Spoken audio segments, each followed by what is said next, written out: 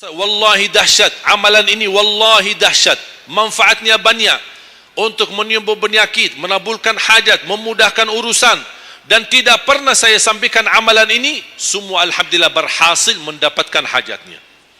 A'udzu billahi minasy syaithanir rajim. Bismillahirrahmanirrahim. Oleh karena itu, saya kasih satu amalan, insya-Allah mudah-mudahan bermanfaat. Sedekah subuh. Sedekah subuh, kenapa saya berkata sedekah subuh? Bukan berarti tidak boleh sedekah di waktu yang lain. Semua sedekah boleh di setiap waktu dan setiap saat, hari Jumat maupun selain hari Jumat. Tapi sedekah subuh itu termasuk sedekah yang terbaik. Kenapa? Bukan kata saya, tapi kata Rasulullah sallallahu alaihi wasallam. Setiap waktu subuh Allah turunkan malaikat, tugasnya mendoakan orang yang bersedekah subuh hari. Allahumma a'ti munfiqan khalafa. Ya Allah, ganti yang lebih baik bagi orang yang infak di subuh hari. Ibu-ibu lagi halangan tidak salat, sebelum beraktivitas isi sedekah subuh. Anda tidak usah susah-susah mencari anak yatim dan orang miskin di subuh hari. Mulai hari ini masing-masing bikin kotak amal atau botol atau kaleng, simpan di rumah. Setiap habis salat subuh sebelum beraktivitas isi sedekahnya. Apalagi kalau sedekah itu disertai doa. Begitu anda sedekah, sebutkan hajatmu. Ya Allah, dengan berkah sedekah ini, ya Allah, saya ingin nikah. Mudahkan jodoh. Nikah lagi juga boleh doa, tidak apa-apa. Ada yang sedang melamar kerjaan, anda isi wallahi dahsyat, amalan ini wallahi dahsyat, manfaatnya banyak untuk menyembuh penyakit, menabulkan hajat, memudahkan urusan, dan tidak pernah saya sampaikan amalan ini, semua alhamdulillah berhasil mendapatkan hajatnya.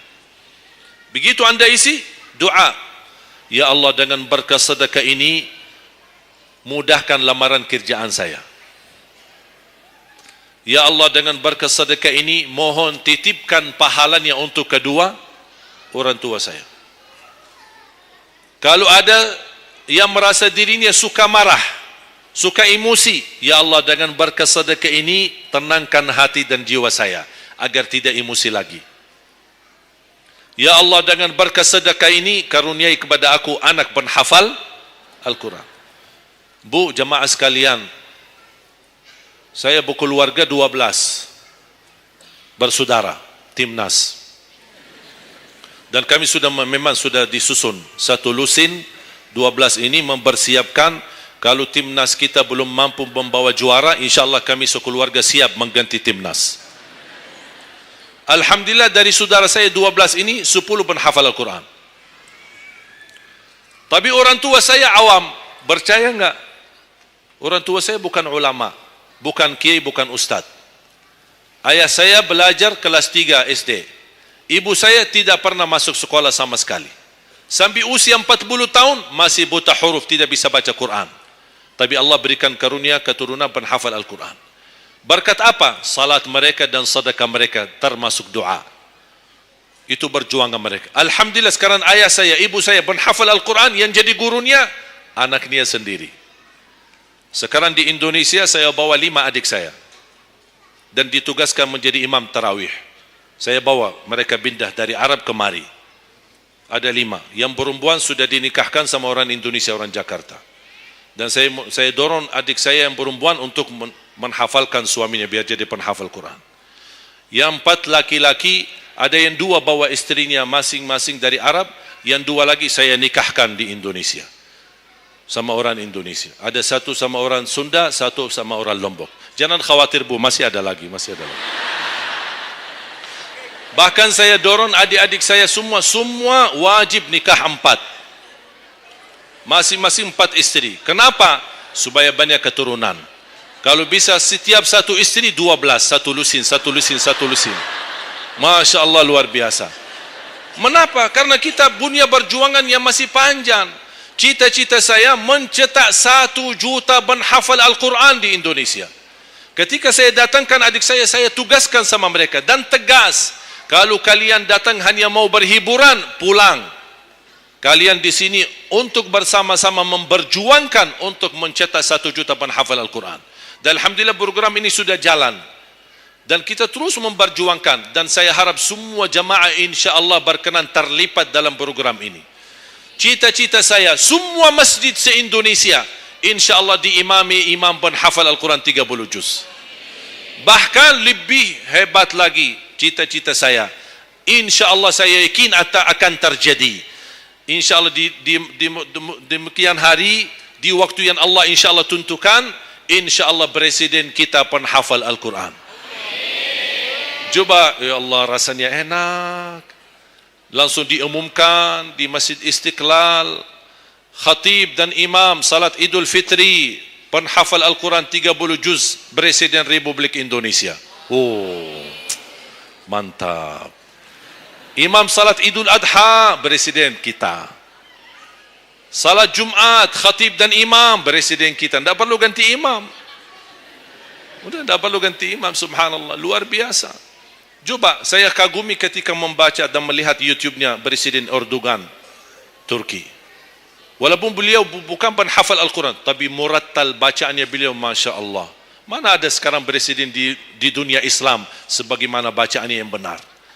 Ini sudah saatnya, tapi bukan sekarang ya, nanti maksud saya sabar dulu. Nanti jadi kacau nanti semua. Nah, sabar dulu. Insyaallah ada waktunya. Insyaallah.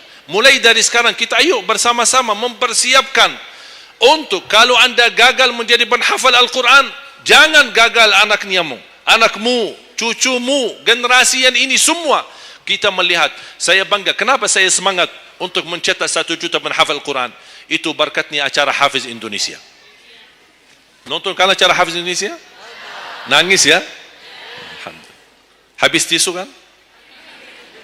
Tahu enggak salah satu karunia Allah untuk Indonesia?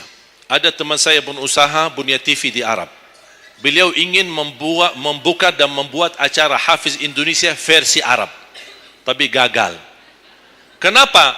Karena tidak menemukan jumlah yang banyak penghafal Al-Quran di bawah usia 10 tahun. Hanya Indonesia saja. Malaysia kalah, Indonesia saja. Di bawah 10 tahun. Dan sayang sekali memang Anda yang nonton acara Hafiz Indonesia, Anda nonton acara yang sudah jadi. Tapi Anda belum tahu apa yang kami berjuangkan di belakang layar. Sebelum acara Hafiz Indonesia, 4 bulan bekerja keras. Sambil tim turun ke lapangan, ke desa-desa, kampung-kampung, ke pulau-pulau untuk menumpulkan dan mendatangkan, menhadirkan para penghafal Al-Quran.